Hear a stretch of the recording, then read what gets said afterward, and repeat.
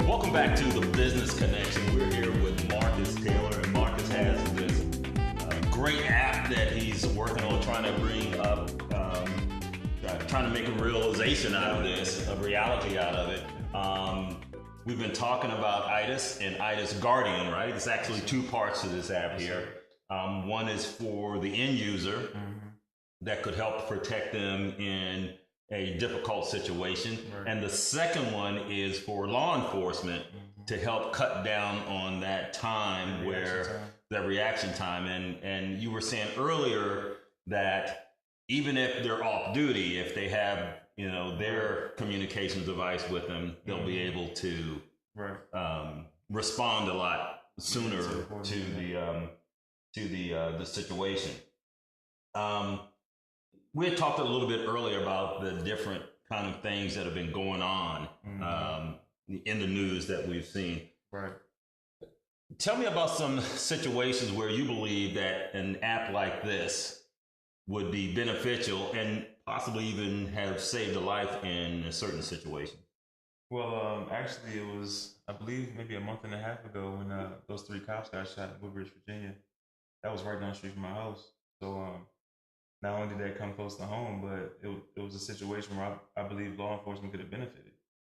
Because not only with his wife that he killed, would have been able to use her code word, and they would have known that he had a gun in the house. But the cops wouldn't have walked up to the house in single file, and all 3 got shot at the same time. This is something that really could have benefited law enforcement because, like I said, they would have known the situation before they went to the house. It wasn't just your normal average domestic dispute. It wasn't just somebody getting slapped around. This guy had weapons. He was a trained killer. So they would have known that he had a weapon in there. They would have known that he killed somebody. They would have heard all the gunshots. They would have known the recording. They would have had the recording.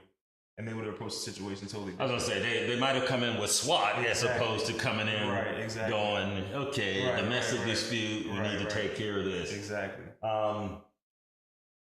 So it's going to do, it's going to do audio, it's going to do video. Yeah. Is there any kind of future plans that you might have been thinking about or someone might have suggested to you as you were thinking through this? Yeah, I'm always trying to think ahead. And I've got a couple ideas for a few deluxe versions, mainly pertaining to children. I was thinking about maybe, having like a code where parents can punch in and look through the camera and see what their child's doing, who their child's with. That's just for the future, though. You know what I mean? I'm trying to get this basic version off the ground. All right. Now, hang on. I got to ask you a question. Because I know your dad. I know your dad now, right? All right, we'll get personal here. Right. So if your dad was able to look you up, how you think those conversations would have went? I'm a little too over that now. But if I was like 8 or 9 years old, yeah, it'd probably look good escape. Right. Speaking of that, is this going to have like some type of age limit on it with, because there are some things that need to be considered. Yeah, I'm glad you asked that because now it seems like kids are getting more younger and younger with cell phones. I know a 6-year-old child with a cell phone, but I mean, even the children that are younger than that, most of them have tablets. So to play their games on and stuff like that. So this would be something that's inside of tablets as well as smartphones. So you're not just limited to cell phone users. You know what I mean? It could be a child walking down the street with a tablet and it could save his life. Because this app can be implemented in there as well. So as we were sitting here talking about this, and this just hit me because I think about when we're talking about children, I think about the Amber Alert kind of thing going on. Is that something that you might consider in the future that would allow that situation to go out? You can be driving down, our highway here, 95, and you'll see an Amber Alert that come on. I mean, well, to be honest, my goal is to use IDIS and IDIS Guardian as a platform to just get rid of Amber Alerts. You know what I mean? This is something that I feel like can replace Amber Alerts and do better, serve more justice. Because like I said, kids are getting younger and younger with cell phones. So somebody snatch one of them up, all they have to do is say a word and they're located. You know what I'm saying? Local authorities have GPS signals that emergency contacts get alerted and it's recording. Okay. So whoever took that child, their voice is going to be on there, their face is going to be on there. So I'm hoping that this could help make Amber Alerts a thing. Well, as long as the child was old enough to have a phone, some smaller children, we may need to keep some system. And that's going to take community effort as well. For example, somebody sees a child acting fidgety with somebody and they think that maybe it's a stranger that has a child that's not theirs, I would hope that they would step up to the plate and say something.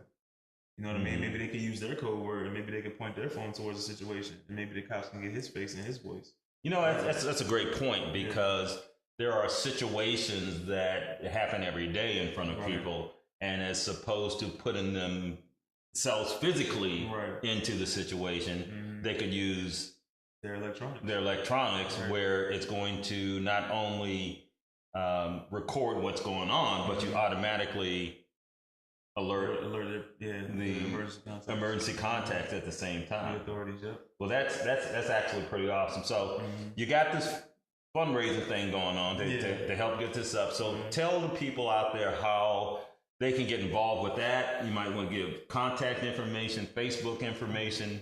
Well, like I said, I launched Indiegogo a month and a half ago. I still have a good amount of money to raise. So once it's done on the 15th of this month, I'll probably go ahead and launch another one. But once you go to Indiegogo.com, that's INDIEGOGO.com, and you type in ITIS in the search box, our campaign pops up. So it's pretty easy to find that on there. I'm also on Facebook at Marcus TMS Taylor, Instagram at TaylorMade Security. I'm on LinkedIn, Marcus Taylor. Email is taylormade1122@yahoo.com. And that's Taylor, TAYLORMADE 1122@yahoo.com. So you can reach out to me any of those avenues. I'm always open to suggestions. I'm always open to hear what you think about the app, what you think about the video. I also have a video on YouTube. If you go on YouTube and type in TaylorMade Security, the video pops up. Like I said, I'm working on a second commercial now. So just to show the app being executed so people can see what they're investing and contributing to.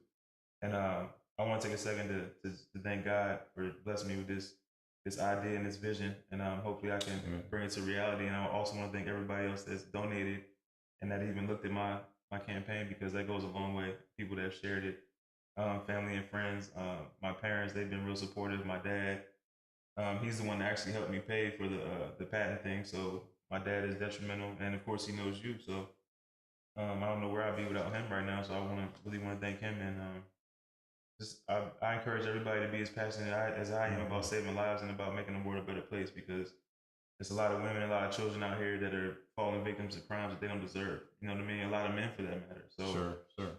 I'm just trying to make the world a safer place, and I hope everybody else feels the same way, because that's what we need right now. Absolutely. And we here at Central Virginia Public Broadcasting definitely support what you're doing. We would like to see that happen, so that, you know, we're not reporting on you know, all of these crazy things that are going on out there. Now you mentioned your dad, and I got to bring this up because you told me a little bit that he's out there somewhere, right? He's on vacation. Yeah, I believe they're in St. Thomas right now, so he'll be back. He'll be gone for a week. He'll be back next Wednesday, but I just hope he, comes back in one piece and has fun. All right. Well, next time you could have invited me. I'm talking to you right now. So, all right. Well, hey guys, thank you for joining us, Marcus. I appreciate you coming in and talking about this. Look for a new episode of the Business Connection here on Central Virginia Public Broadcasting.